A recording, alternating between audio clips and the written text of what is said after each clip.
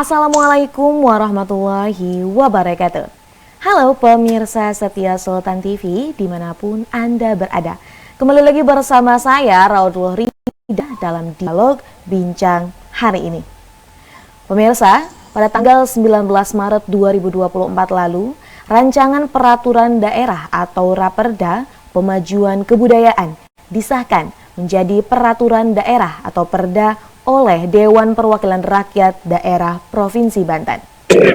Perda tersebut diharapkan dapat menjadi payung hukum untuk menjaga, melestarikan, dan mengembangkan kebudayaan daerah Provinsi Banten. Lalu, setelah disahkan, langkah apa yang bisa dilakukan oleh para pihak yang bergelut di dunia kesenian dan kebudayaan?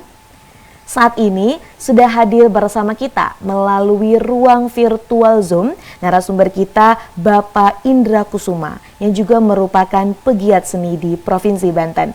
Assalamualaikum Pak Indra. Waalaikumsalam Mbak Rida. Apa kabar Pak? Salam semua. Oh, salam juga Pak. Baik ya Pak kabarnya? Alhamdulillah. Wah, terima kasih nih Pak sudah berkenan untuk meluangkan waktunya. Kita akan berbincang Pak. Di bincang hari ini membahas topiknya sebenarnya yang sedang hangat-hangatnya Pak. Terkait dengan Perda Kemajuan Kebudayaan Banten sudah disahkan. Lalu bagaimana? Nah, kita langsung aja nih Pak ke sesi diskusi kita ya Pak. Sudah siap Pak? Insyaallah siap. Nah, Pak Indra, selaku pegiat seni, apa sih Pak tanggapan Bapak terhadap Perda Pemajuan Kebudayaan yang baru saja disahkan? Pertama, selamat siang untuk pemirsa Sultan TV. Semoga dilancarkan ibadah puasanya. Kaitannya dengan rancangan Perda Kebudayaan yang kemarin sudah disahkan itu tentu memang kita harus menyambut baik ya itikat daripada pemerintah kaitannya dengan bagaimana memayungi bidang kebudayaan. Sebenarnya sih memang dari awal saya kurang begitu paham ya kenapa harus ada perda kebudayaan. Artinya begini, kalau ada perda pemajuan kebudayaan kan sebenarnya ada persoalan kebudayaan kita yang tidak maju dalam tanda petik ya, kan begitu. Maka kemudian digagaslah Perda Pemajuan Kebudayaan dan ini juga dilakukan oleh banyak kota atau banyak provinsi ya di Indonesia. Tetapi seiring waktu ya Perda ini kemudian menjadi ya payung hukum ya, bagi para penggiat kebudayaan dan kesenian baik terutama di Banten ya. Bagaimana aktivitas berkebudayaannya, aktivitas berkeseniannya itu bisa mendapatkan kekuatan legal dalam berkarya. Nah, ini harus diapresiasi oleh semua stakeholder penggiat kesenian. Gitu Mbak. Baik Pak. Tentunya adanya Perda Pemajuan Kebudayaan ini menjadi salah satu langkah ya Pak yang patut diapresiasi oleh khususnya para pegiat seni ya Pak ya. Karena ini berkaitan dengan bagaimana stakeholders yang ada ini memiliki arahan ataupun memiliki satu bentuk kepedulian nih Pak kepada kebudayaan khususnya di Provinsi Banten. Nah Pak, selanjutnya mengapa sih Pak kira-kira perlu adanya rancangan peraturan daerah tentang pemajuan kebudayaan daerah di Provinsi Banten? Nah ini yang menarik nih. Ini yang menarik artinya gini. Sebenarnya kan kegiatan kebudayaan itu dari dulu bahkan sebelum adanya Perda Kebudayaan kan sudah berlangsung ya. Walaupun harapannya sih kita sebenarnya dari semenjak pembentukan Provinsi Banten itu sudah ada yang namanya regulasi yang memayungi ya kerja-kerja kebudayaan itu kan. Tapi tidak apa-apa, sudah berjalan 24 tahun ini alhamdulillah ya akhirnya juga pemerintah mulai serius dan ya salah satunya tadi dengan bagaimana mensahkan Perda Kebudayaan itu. Tentu ini menjadi apa ya, menjadi semangat ya, menjadi satu elan bagi kita semua, terutama para penggiat kebudayaan. Walaupun sebenarnya apa yang tercantum, apa yang termaknai di Perda itu sebenarnya sudah juga banyak dilakukan, terutama oleh dinas-dinas kan, dinas kebudayaan misalkan, dulu dinas kebudayaan dan pariwisata, atau sekarang dinas pendidikan dan kebudayaan juga kan. Esensi dari PDN ini kan juga sudah dilakukan, pengembangan, pelestarian, perlindungan dan segala macam. Dan akan menjadi lebih kuat lagi kemudian esensi ini kemudian dipayung oleh hukum. Jadi memang harus diapresiasi ini langkah pemerintah Provinsi Banten ini katanya dengan pengesahan Perda Pemajuan Kebudayaan. Semoga dengan adanya Perda Pemajuan Kebudayaan ini mendekatkan kita pada pemakmuran kebudayaan, karena memang harus sudah waktunya kita ini makmur dalam konteks kebudayaan ya. Apalagi Banten dengan hazanah kebudayaannya yang cukup luar biasa kaya, luar biasa punya nilai begitu. Masyarakatnya harusnya sudah jauh lebih makmur dengan adanya dengan warisan kebudayaan yang mereka miliki. Ya kan, kalau di kota-kota besar yang lain seperti di Bali ya, kalau kita boleh bandingkan ya, di Jogja ya, masyarakatnya hidup dari peristiwa kebudayaan dan membuat mereka kemudian maju dalam banyak aspek, tidak hanya pada soal kebudayaan, dalam banyak hal juga mereka maju. Dan langkah pemerintah Provinsi Banten di pengesahan Perda ini ya, mudah-mudahan sih bisa menjadi trigger, bisa menjadi upaya kedua bagi pengembangan aktivitas kebudayaan dan kerja-kerja kebudayaan di Provinsi Banten. Itu Mbak. Ya, baik Pak. Kemudian tadi Bapak juga menyampaikan bahwa sebenarnya Provinsi Banten kita ini memiliki hasanah kebudayaan yang amat sangat banyak.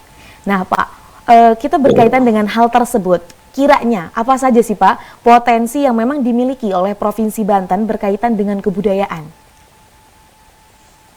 Nah, ini kalau dipaparkan itu akan panjang ya. Tapi yang pasti memang secara kultural itu masyarakat Indonesia Nusantara dia punya kebudayaan yang tinggi. Hampir semua daerah ya. Itulah hebatnya Indonesia kan.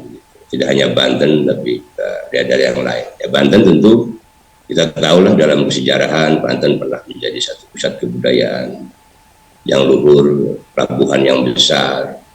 Kita pernah menjadi sebuah daerah yang sangat madani, yang heterogen gitu. Kalau kita lihat kawasan di Banten lama gitu kan, itu bagaimana di sana kita orang tua kita dulu, para leluhur kita dulu itu sudah sangat bisa berinteraksi bahkan dengan bangsa-bangsa kan gitu. Jadi kalau apa itu potensi kebudayaan kita, ya kebudayaan luhur kita yang representasinya adalah tradisi itu justru malah sudah maju, mempertemukan kita dengan banyak ragam bangsa-bangsa, walaupun nggak perdagangan, hanya kemudian berkembang pada kerjasama yang lain.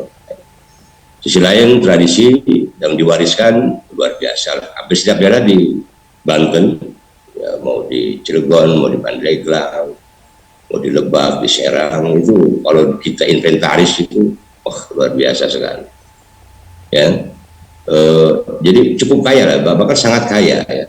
Sangat kaya bagi Banten dan sangat fundamental untuk Banten bagaimana kebudayaan itu menjadi skala prioritas dalam pembangunannya gitu.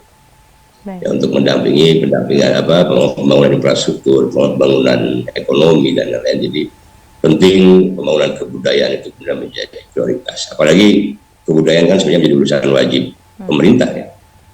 Kebudayaan pendidikan itu menjadi urusan wajib pemerintah. Itu paling. Baik, itu, Pak. Baik, Pak Indra. Kemudian Pak, dalam Perda Pemajuan ini sebenarnya mengatur beberapa hal tentang pemajuan kebudayaan di Banten, dimulai dari perlindungan, pengembangan, pemanfaatan, dan juga pembinaan kebudayaan. Nah, menurut pandangan Bapak selaku pegiat seni Pak, sejauh apa sih Pak hal-hal tersebut ini sudah berlangsung di Provinsi Banten? Sepengetahuan saya memang langkah ini sudah banyak juga dilakukan ya sebelum-sebelumnya, terutama tidak hanya di komunitas, di pemerintah juga dulu sebelum dinas kebudayaan itu fusi ke dinas pendidikan, juga sudah banyak melakukan upaya-upaya itu, dari mulai upaya pelestarian, upaya perlindungan dan segala macam. Cuman ya mungkin karena mungkin secara regulasi tidak ada payung yang mengikat itu atau yang memproteksi itu, akhirnya kemudian juga program-program semacam itu juga tidak menjadi satu program prioritas. Kalau sekarang ada perda kan enak ya, kita bisa menjadikan perda itu sebagai cantolan kaitannya misalkan dengan penganggaran. Karena bagaimanapun kerja kebudayaan itu ya butuh pembiayaan dan penganggaran juga yang tidak sedikit ya. Apalagi kebudayaan kan tidak hanya bersifat material ya. Ada sesuatu yang juga tidak material juga yang juga kayak misalkan bagaimana nilai-nilai yang dihasilkan dari budaya kita, nilai-nilai tradisi, nilai-nilai kearifan lokal itu kan hal-hal yang tidak bisa kita hitung dalam hitungan matematika. Dan perda ini memayungkan itu supaya bagaimana penganggaran kegiatan kebudayaan itu kemudian bisa menjadi prioritas dari penganggaran per program itu. Nah itu yang Kang Indra maknai ya, dan hampir semua dinas di kabupaten kota berhubungan kebudayaan sedari dulu tidak melakukan upaya itu sebenarnya. Termasuk ya kemudian komunitas stakeholder di lingkaran itu juga sama. Kalau kita mungkin boleh kasih contoh kayak bagaimana kawan-kawan kita di Rumah Dunia dengan ekosistemnya, dan di dunia penulisan, dunia sastra juga bagian dari kerja kebudayaan. Bagaimana kawan-kawan dari perguruan pencaksilat itu kan banyak yang hampir di setiap kota itu tumbuh mereka. Itu sampai sekarang mereka konsisten walaupun kadang-kadang ya seadanya kan, mereka berjuang itu kan betul-betul murni berjuang. Atau kawan-kawan kayak di Lebak misalkan atau di Pandeglang, kita tahulah mungkin kayak kawan-kawan Buriang, kawan-kawan apa itu halaman budaya atau di Tangerang dan sekitarnya. Artinya peristiwa kebudayaan itu sebenarnya sudah terjadi, dan di dalam termasuk pelestarian, pengembangan, bendungan juga sudah dilakukan oleh setiap orang. Cuman karena prioritas pembangunan kita memang tidak memprioritaskan pada pembangunan kebudayaan, ya itulah yang jadi persoalan kita. Nah, dengan adanya perda ini, mudah-mudahan prioritas pembangunan kebudayaan itu menjadi ukuran utama ya, atau menjadi prioritas bagi para pemerintah untuk bagaimana lebih serius lagi, tidak hanya dalam program ya, dalam penganggaran dan segala macam itu. Baik Pak. Nah jadi sebenarnya kalau misal kita melihat dari maksud adanya perda ini ya Pak ya, tentunya sebelum perda pemajuan kebudayaan ini disahkan, udah ada banyak nih Pak ya, upaya-upaya yang memang dilakukan baik itu oleh pemerintah maupun pegiat seni dalam memajukan kebudayaan khususnya di Provinsi Banten. Nah tapi Pak, dengan setelah melakukan berbagai upaya, tentunya masih ada nih Pak permasalahan. Kira-kira nih Pak, menurut pandangan Bapak, permasalahan apa sih Pak yang masih sering terjadi khususnya di Provinsi Banten yang berhubungan dengan pemajuan kebudayaan?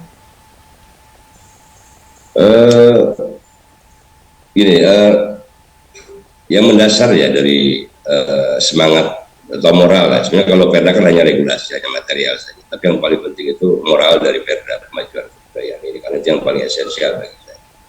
Kita boleh punya banyak aturan, tapi kalau moral kita, kesadaran kita tidak sampai, ya itu hanya kayak sebuah aturan saja kan, sebuah regulasi saja. Nah yang paling penting, kendala yang harus dibicarakan itu kalau menurut ada satu kondisi yang memang harus kita urai gitu ya, adanya komitmen bersama ya, terutama di pemerintah ini. Pemerintah artinya harus sudah mulai merumuskan bagaimana strategi kebudayaan sebagai bagian dari pengejawantahan dari perda ini kan. Sebenarnya Banten ini mau gimana sih nanti arah kebudayaannya? Apakah kita ini akan menjadi masyarakat modern murni, atau kita akan akan pulang ke tradisi, atau kita akan mengakulturasikannya antara yang tradisi dan itu harus dibicarakan, harus didiskusikan. Kalau ada musrembang, mungkin kalau kita sering mendengar musrembang, ya minimal kalau di kebudayaan ada semacam kongres kebudayaan bersama lah, bagaimana menjawantahkan semangat dari Perda ini sehingga menjadi sebuah nilai bersama bagi masyarakat Banten gitu. Arah apa yang akan kita capai, dan itu kemudian menjadi program-program bersama yang kemudian tidak hanya di provinsi ya, tapi kota kabupaten kemudian bagaimana merespon itu menjadi sebuah gerakan kebudayaan. Nah, gerakan kebudayaan ini yang memang kita tidak pernah miliki. Ini selalu parsial ya. Di setiap daerah ya masih sibuk bagaimana membangun kultur lokalnya. Ya tidak apa-apa, karena memang itu warisan dari daerah itu sendiri. Tapi secara keseluruhan ini orang kalau bicara Banten dia masih bicara dua hal, Banten yang selatan atau Banten yang utara. Kalau yang utara kan selalu idiomnya dia keislaman, sesuatu yang ya karena warisannya ada di mana di Banten lama. Kalau yang di selatan kan merasa selalu punya spirit kelokalan atau kearifan atau ketradisian, karena memang selatan selalu disimpulkan dengan masyarakat tradisi atau masyarakat baru. Nah, nilai-nilai ini kan sebenarnya harus dipertemukan menjadi satu energi kebudayaan atau gerakan kebudayaan yang menjadi ciri dari kebudayaan Banten itu sendiri. Kita kalau ke Jogja atau ke Bali atau ke Batak atau kemana sudah sangat tegas kan melihat karakter kebudayaan dari masing-masing daerah itu kan. Nah, kita ini yang belum punya semacam identitas gitu ya. Jadi kultur identitas kita memang harus dirumuskan dari Perda kebudayaan ini mau kemana arah. Jadi sama ketika bagaimana pemerintah mengagendakan atau membuat Ekrab ya. Ini menarik nih kalau kita coba studi kasus ke Ekrab ya. Di Ekrab itu kalau tidak salah 5-6 tahun yang lalu mulai dilemparkan gitu ke masyarakat tentang semangat Ekrab itu, dan gelombang Ekrab itu sekarang luar biasa. Betul. Di mana-mana orang kemudian bicara Ekrab. Padahal sadar tidak sadar sebenarnya potensi Ekrab itu kan base dasarnya adalah dari kultural. Kalau kita bicara kreativitas maka base dasarnya adalah dari kerja-kerja kesenian, kerja-kerja kesenian, kerja-kerja kreatif. Di mana itu? Ya di para penggiat kesenian dan para penggiat kebudayaan. Problemnya tidak semua daerah kan kemudian bisa mengakumulasikan itu. Kayak di Banten saja, ketika Ekrabnya maju, tetapi kawan-kawan kebudayaan dan penggiat keseniannya malah tidak ikut sampai gitu pada semangat itu. Nah, kenapa? Karena memang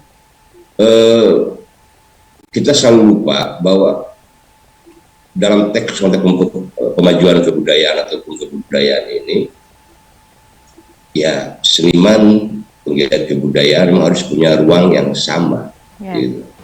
Punya tempat yang sama, punya ruang yang sama. Itu yang bisa dilihat. Baik, Pak. Nah, selanjutnya Pak, langkah apa yang memang akan Bapak lakukan nih selaku pegiat seni setelah Perda Pemajuan Kebudayaan Provinsi Banten ini telah disahkan?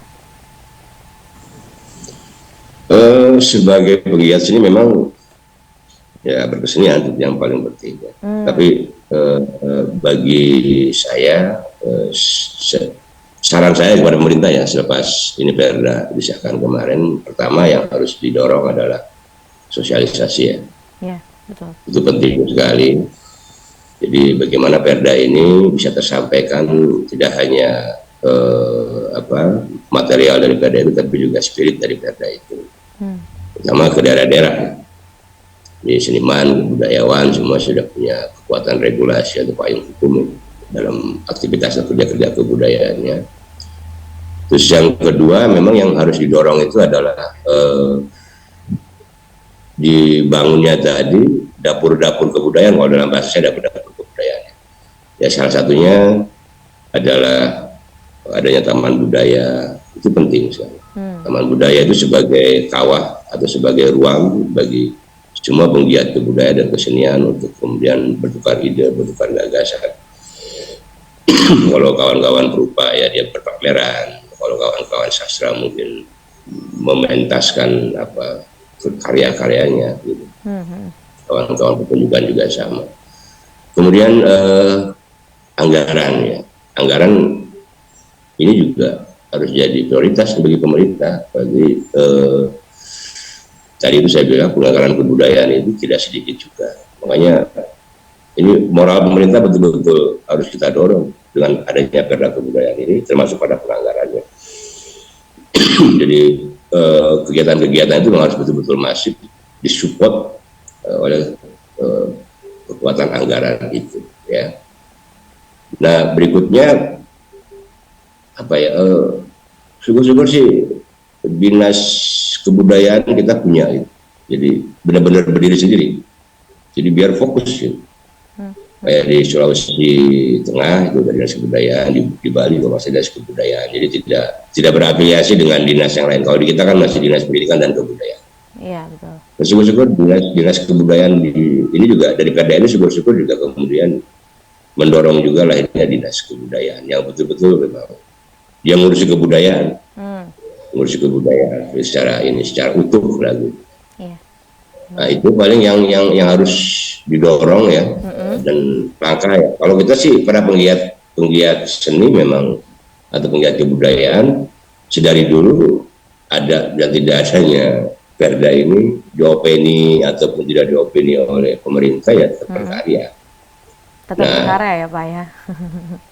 Iya tetap berkarya dan mudah-mudahan sih dengan adanya perda ini ya ke depan ya masa depan para penggiat kebudayaan kesenian dalam memberikan uang bagi Banten bisa lebih ini lagi. Itu. Baik. Wah Pak, tak terasa kita ini sudah berbincang cukup lama nih Pak, membahas tema kita hari ini tentang Perda Pemajuan Kebudayaan Banten yang baru saja disahkan. Nah, untuk menutup Pak diskusi ataupun bincang kita pada siang hari ini, boleh Pak diberikan closing statement nih kepada pemirsa setia Sultan TV terkait dengan Perda Pemajuan Kebudayaan Banten menurut ataupun dari sudut pandang Bapak selaku pegiat seni kebudayaan. Oke, satu hal yang harus kita kemudian renungkan ya, kalau ini kan kehidupan berkebudayaan kita ini memang terus harus menjadi prioritas dalam kerja-kerja keseharian kita. Itu yang pertama. Kenapa? Karena memang hanya kebudayaan yang memang sangat susah untuk kita recovery, untuk kita perbaiki ya. Kalau dia hilang atau kalau dia rusak. Gitu. Beda kalau dengan dunia politik atau dunia ekonomi. Kita politik seburuk-buruknya politik dia masih bisa diperbaiki. Kita dulu ada zaman Orde Lama bisa diperbaiki oleh Orde Baru rusak diperbaiki oleh reformasi kan. Ekonomi juga sama. Kita pernah ngalamin krispon, pernah ngalamin inflasi, masih bisa kita recovery, masih bisa kita perbaiki. Tapi kalau kebudayaan itu hilang, itu saya rasa belum ada tuh wali kota atau gubernur atau presiden yang bisa kembali minimal menghidupkan kembali lah marwah dari Kesultanan Banten misalnya. Tidak pernah ada yang bisa melakukan semacam. Artinya bahwa kebudayaan itu menjadi hal penting karena ini berhubungan dengan identitas karakter ya dan budi dan pekertinya kita sebagai orang Banten dalam hal ini ya. Dengan adanya perda kebudayaan ini mudah-mudahan ini memparipurnakan kewajiban pemerintah itu. Jadi bukan kewajiban pegiat budaya sebenarnya, jadi kewajiban terhadap tugas-tugasnya ya kaitannya bahwa kebudayaan adalah urusan wajib dari pemerintah itu. Betul. Jadi tidak hanya bagaimana membuat perda, tapi juga bagaimana tadi mendorong pengejawantahan dari perda ini. Syukur-syukur tadi dengan segera dibangunnya taman budaya itu segera dianggarkan. Kalau syukur-syukur juga bisa segera dibentuk kembali Dewan Kebudayaan. Kalau kemarin pun Dewan Kesenian, dengan adanya perda ini kemudian lahirlah Dewan Kebudayaan, kan begitu ya. Dan lebih syukur lagi ya di setiap tidak hanya di provinsi, di kota dan kabupaten didorong juga agar supaya penganggaran untuk gerakan atau aktivitas kebudayaan itu kemudian lebih diprioritaskan. Nah, itu paling yang bisa Pak Indra sampaikan closing statement ini.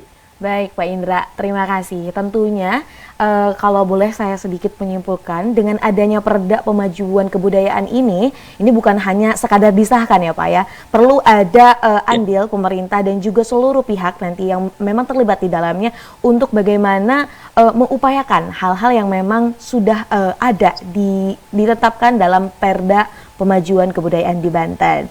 Baik Pak, terima kasih sudah berkenan nih Pak, selesai akhirnya kita berbincang-bincang pada hari ini. Terima kasih Pak Indra, semoga Pak nanti di kesempatan lainnya kita bisa berbincang tentunya langsung di studio. Terima kasih Pak Indra. Pemirsa setia Sultan TV, demikian perbincangan kita dengan Pak Indra Kusuma selaku pegiat seni membahas tentang Perda Pemajuan Kebudayaan Banten. Semoga apa yang tadi kita bahas dan juga kita bicarakan dapat bermanfaat dan juga berkelanjutan.